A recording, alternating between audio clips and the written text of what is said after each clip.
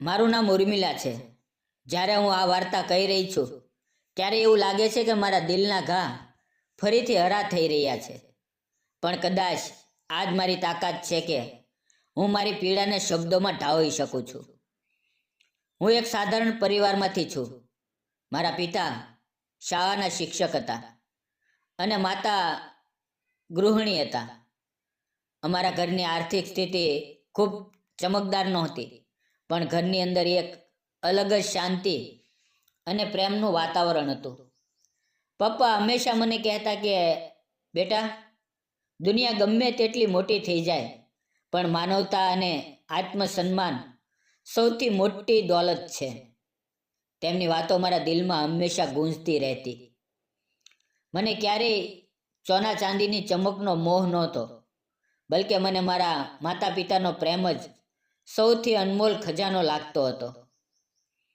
મારે એક મોટી બહેન હતી જેણે લગ્ન કરીને પોતાનું ઘર વસાવી લીધું હતું. હું જ હતી જે મમ્મી પપ્પા સાથે રહેતી હતી. પપ્પાનું આરોગ્ય બરાબર નહોતું રહેતું, પણ તેઓ મને અભ્યાસ પર ખૂબ જ ધ્યાન આપવાનું કહેતા હતા. મારા જીવનની સૌથી મોટી ભૂલ અને સૌથી મોટો પાઠ એ જ નામ સાથે જોડાયેલો છે, અનિલ. અનિલ સાથે મારી મુલાકાત કોલેજના દિવસોમાં થઈ હતી. તે સ્માર્ટ, હસમુખ અને મને કંઈક વધુ વાતો કરનારો હતો. જ્યારે પહેલી વાર તેણે મને જોઈ ત્યારે મજાકમાં કહ્યું હતું કે તારી મુસ્કાન તો કોઈ પણ ઉદાસ વ્યક્તિની દુનિયા રોશન કરી શકે છે. શરૂઆતમાં હું શરમથી ઝૂકી જતી, પણ ધીરે ધીરે તેની વાતો મારા દિલને સ્પર્શવા લાગી. તે મને લાઇબ્રેરી સુધી છોડવા આવતો, ક્યારેક કેન્ટીનમાં કોફી પીવાને બહાનું બનાવતો. તેની સાથે રહેતા રહેતા હું ભૂલી ગઈ કે આ માત્ર એક મિત્રતા છે કે તેનાથી આગળ કંઈક. થોડા જ મહિનાઓમાં તેણે પોતાના દિલની વાત કરી દીધી. ઉર્મિલા, હું તને ગુમાવવા માંગતો નથી. હું ઈચ્છું છું કે તું મારા જીવનનો ભાગ બની જા. મારા દિલે પણ હા પાડી દીધી. પ્રેમ આંધળો હોય છે અને હું પણ તે અંધાપામાં ડૂબી ગઈ હતી. જ્યારે મેં ઘરવાળા અને અનિલ વિશે કહ્યું ત્યારે તેઓ ખૂબ નારાજ થયા. માતાએ કહ્યું, દીકરા, એ છોકરો અમીર પરિવારનો છે. તેના ઘરવાળાને દહેજ જોઈએ છે. અમે તો માત્ર ઇજ્જત અને પ્રેમ આપી શકીએ છીએ. શું તે તને સંભાળી શકશે? પપ્પાએ પણ સમજાવ્યું, ઉર્મિલા, જીવન માત્ર પ્રેમથી નથી ચાલતું. તેમાં વિશ્વાસ, સન્માન અને પરિવારનો સહયોગ જોઈએ છે. અમને ડર છે કે તને ત્યાં ઇજ્જત નહીં મળે.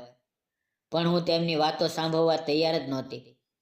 મને લાગતું હતું કે પ્રેમ દરેક મુશ્કેલીને સરળ કરી દેશે. અનિલે પણ મને સમજાવ્યું કે જો ઘરવાળા માનશે નહીં તો અમે કોર્ટ મેરેજ કરી લઈશું. મેં મારા માતા પિતાના આંસુ અનદેખા કરી દીધા અને અનિલ સાથે કોર્ટમાં લગ્ન કરી લીધા. લગ્નના પહેલા કેટલાક દિવસો કોઈ સપના કરતાં ઓછા નહોતા. અનિલ મને ખૂબ પ્રેમ કરતો હતો, અથવા કદાચ મેં એવું માની લીધું હતું. તે મને ફરવા લઈ જતો, મારો હાથ પકડીને કહેતો, તું મારા જીવનની સૌથી કિંમતી વસ્તુ છે. હું પણ તેની સાથે તે સપનોની દુનિયામાં ખોવાઈ ગઈ હતી. મેં મારી સાથે બધા દાગીના અને કેટલાક પૈસા પણ લાવી હતી, જે મારી માતાએ મારા લગ્ન માટે જમા કર્યા હતા. અનિલે કહ્યું, જો તું ઈચ્છે તો હું આ પૈસાથી વેપાર શરૂ કરી શકું છું. મેં ખુશી ખુશી બધું તેને આપી દીધું. મને લાગતું હતું કે અમારી બંનેની કમાણી અને મહેનત મળીને અમારું જીવન વધુ સારું બનાવશે. પણ હકીકત વધુ દિવસો સુધી છુપાઈ નહોતી રહી. લગ્નના એક અઠવાડિયા પછી જ મને લાગ્યું કે અનિલ બદલાઈ રહ્યો છે. તે મોડી રાત્રે ઘરે આવતો, મારી સાથે વાતો કરવાને બદલે મોબાઈલમાં વ્યસ્ત રહેતો. ક્યારેક ક્યારેક તે ગુસ્સામાં મને કહી દેતો કે તારા ઘરવાળાઓએ મને છેતર્યો છે. મને આશા હતી કે લગ્નમાં સારું એવું દહેજ મળશે. તેની વાતો સાંભળીને મારું દિલ બેસી જતું. હું વિચારતી હતી કે કદાચ આ બધું તેની મા અને બહેનના કારણે છે. મારી સાસુ અને નણંદ મને ક્યારેય વહુ તરીકે નહીં પણ નોકરાણી તરીકે જોતા હતા. સવારથી રાત સુધી હું કામ કરતી, વાસણ ધોવા, ઝાડુ પોતા કરવા, ખાવાનું બનાવવું, બધું કામ. પણ તેમ છતાં તેઓ મને તાના આપતા, મેણા બોલતા. મારા બાપે અમારી સંતાનને શું આપ્યું? ખાલી હાથે આવી ગયા ઘરમાં. મારી નણંદ અને દેરાણી આખો દિવસ આરામ કરતી, પણ ઘરનો આખો બોજ મારા ખંભા પર હતો. જ્યારે હું થાકીને બેસતી ત્યારે સાસુ મને દાટતા. વહુ હોવા છતાં આળસ કરે છે, ઉઠ, મારા પગ દબાવ. તેમની વાતો સાંભળીને મારું દિલ રડવા લાગતું. પહેલાં જે અનિલ મને આંખો પર બેસાડતો હતો, હવે તે જ મને અપમાનિત કરવા લાગ્યો. એક દિવસ હું કિચનમાં કામ કરી રહી હતી. દરવાજો ખોલવામાં મને વાર લાગી ગઈ.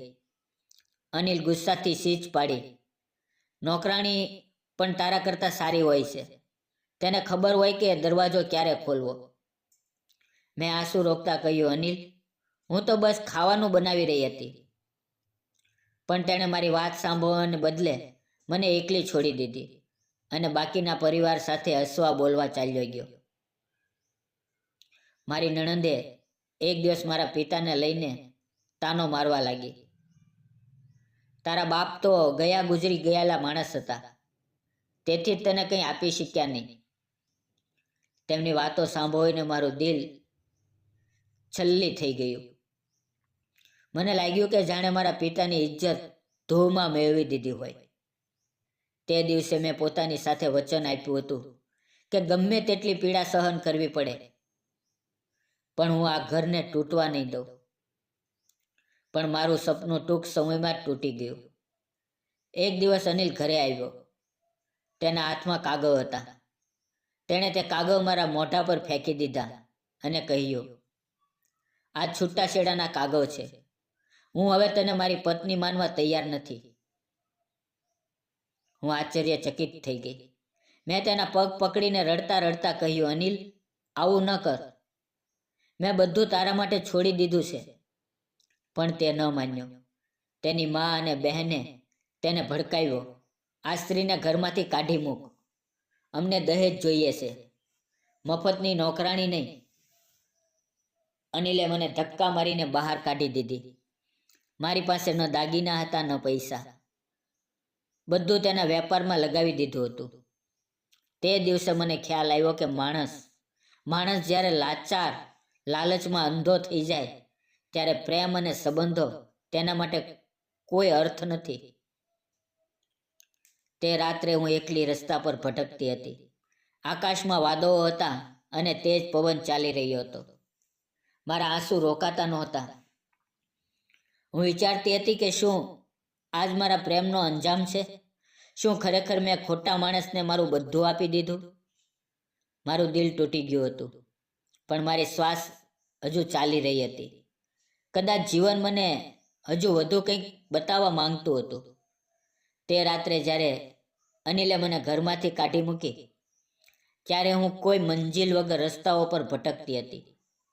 મારી પાસે ન છાપરું હતું, ન ખાવાનું, ન કોઈ આધાર. ઠંડા પવન મારા આંસુ સૂકવાની કોશિશ કરી રહ્યા હતા, પણ મારું દિલ એટલું ભારે હતું કે કંઈ સુખ આપી શકતું નહોતું. મેં મંદિરના પગથિયા પર બેસીને આકાશ તરફ જોયું. દિલમાં ભગવાનને પ્રશ્ન કર્યો, શું આજ મારી કિસ્મત છે? મેં તો માત્ર સાચો પ્રેમ કર્યો હતો, તો મને આ સજા કેમ? લોકો મારી પાસેથી પસાર થઈ જતા. કોઈ મને દયાથી જોતું, કોઈ ઘૂરીને. મને શરમ આવતી હતી કે હું કઈ હાલતમાં અહીંયા છું. રાત ઊંડી થવા લાગી હતી ત્યારે એક નશેડી માણસ મારી પાસે આવી ગયો.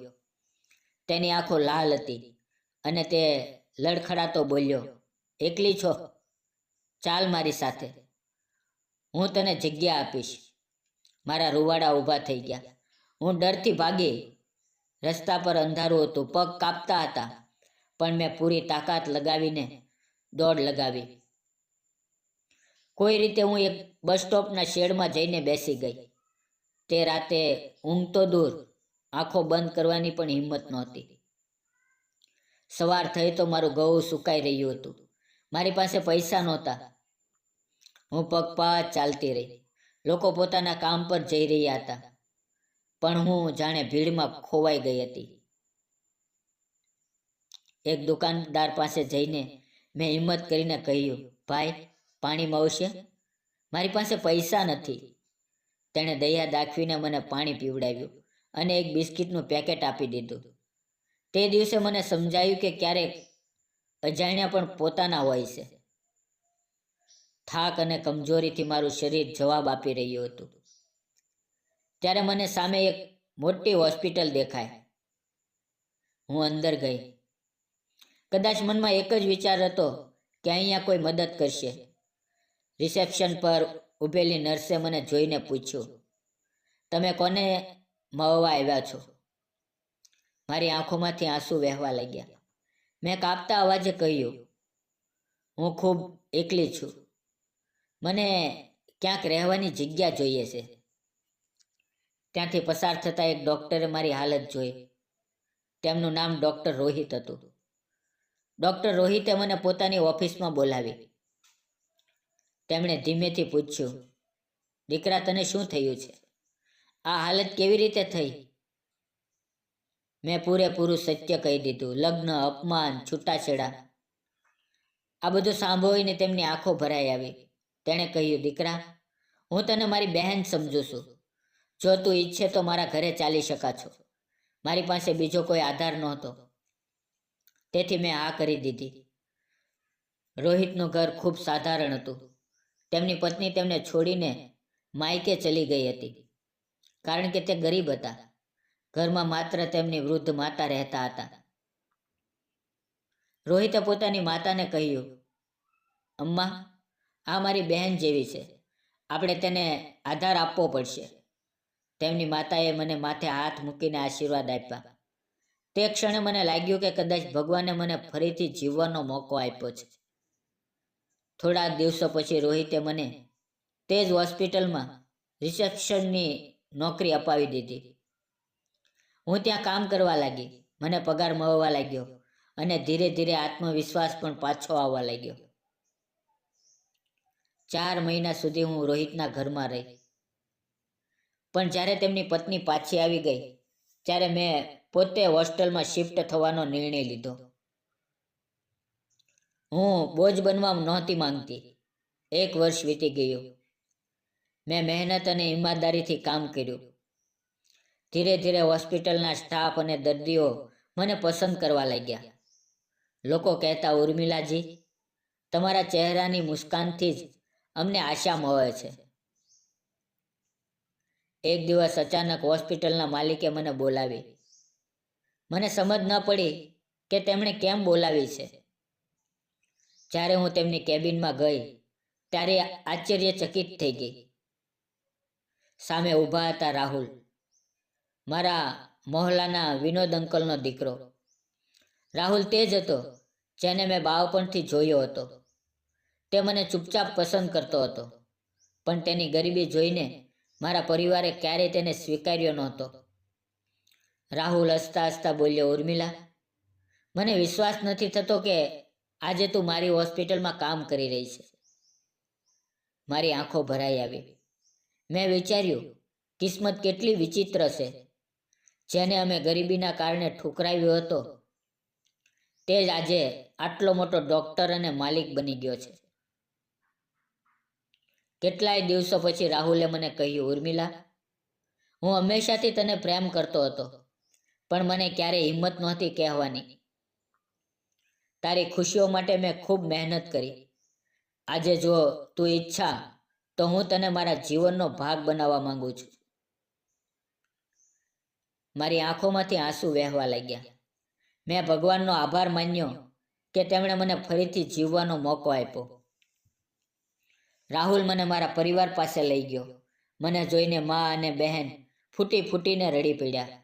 માતાએ કહ્યું, બેટા, અમે તને ગુમાવી દીધી હતી, પણ ભગવાને તને પાછી મોકલી દીધી. તે રાહુલને ભેટી પડ્યો અને અમારા સંબંધને સ્વીકાર કરી લીધો. 1 મહિનાની અંદર જ અમારા લગ્ન થઈ ગયા. આ વખતે લગ્ન ધામધૂમથી થયા, પણ સૌથી મોટી વાત એ હતી કે તેમાં દેખાડો નહીં, પણ સાચો પ્રેમ અને અપનાપણું હતું.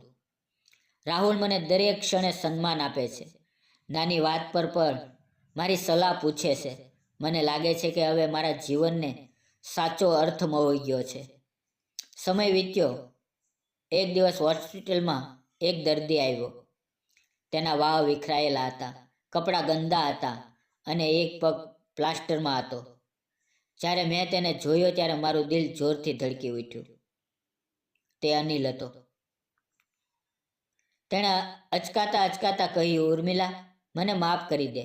હું બરબાદ થઈ ગયો છું. વેપાર ડૂબી ગયો. પરિવારવાળાએ મને છોડી દીધો. હું એકલો છું. મારામાં ગુસ્સો પણ હતો અને દયા પણ. મેં કહ્યું, અનિલ, તે મને ત્યારે છોડી દીધી હતી જ્યારે હું સૌથી કમજોર હતી. પણ આજે માનવતાના નાતે હું તને માફ કરું છું. રાહુલે તેની સારવાર મફતમાં કરાવી. અનિલ ધીરે ધીરે સાજો થયો અને તેણે પોતાની ભૂલોમાંથી શીખ્યો. તેણે મારી પાસે હાથ જોડીને કહ્યું, ઉર્મિલા, તું સાચે જ ખૂબ મહાન છે. કાશ મેં તને ત્યારે સમજી લીધી હોત. મેં માત્ર મુસ્કુરાતા જવાબ આપ્યો, હવે મારું જીવન રાહુલનું છે. પણ તને એક વાત યાદ રાખવી જોઈએ, લાલચ ક્યારેય કોઈનું ભલું નથી કરતી. આજે હું રાહુલની પત્ની છું. અમારું જીવન ખુશખુશાલ છે. પણ જ્યારે પણ હું પાછળ વળીને જોઉં છું ત્યારે મને લાગે છે કે મારી વાર્તા માત્ર મારી નથી, પણ તે તમામ સ્ત્રીઓની છે જે દહેજ, લાલચ અને અપમાનનો ભોગ બને છે. મેં શીખ્યું કે સાચો પ્રેમ તે જ છે જેમાં સન્માન અને અપનાપણું હોય, અને માનવતા એ જ છે કે જે આપણને દુઃખ આપનારને પણ માફ કરતા શીખવે. મિત્રો, વાર્તા કેવી લાગી? સારી લાગી હોય તો લાઈક અને કોમેન્ટ જરૂર કરજો. ધન્યવાદ મિત્રો.